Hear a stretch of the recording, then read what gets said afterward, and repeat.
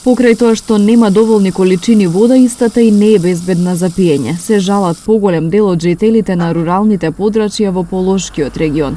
Велат дека мора да купуваат или да полнат залихи од чешми во други села каде истата е проверена.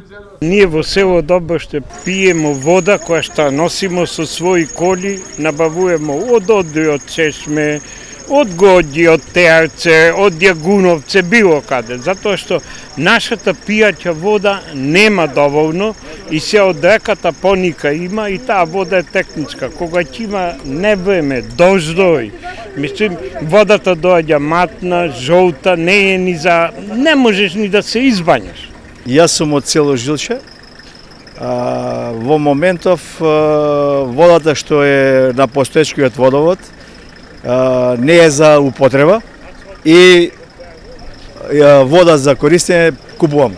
Ние доаѓаме од село Срачино, имаме водовод, а повише употребljavаме хидрофони, пошто нема стална вода. Се вика дека е исправна, ама повише се купит. И анализите на Центарот за јавно здравје Тетово потврдуваат дека водата во многу селски средини не е безбедна. Доктор Радко Давидовски вели дека септември бил најлош месец во неговата кариера.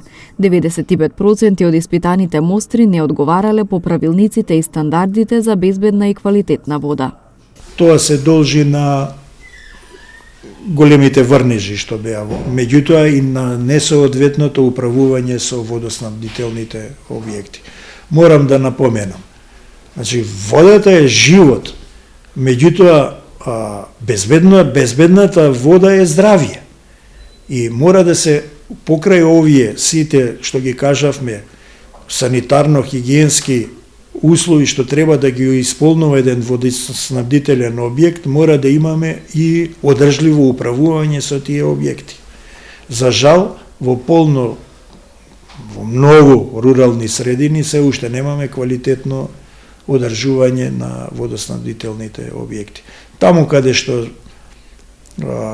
има оформено јавни комунални предпријатија, постои некоја грижа, меѓутоа не е целосно, не е соодветна грижата, може секогаш повеќе.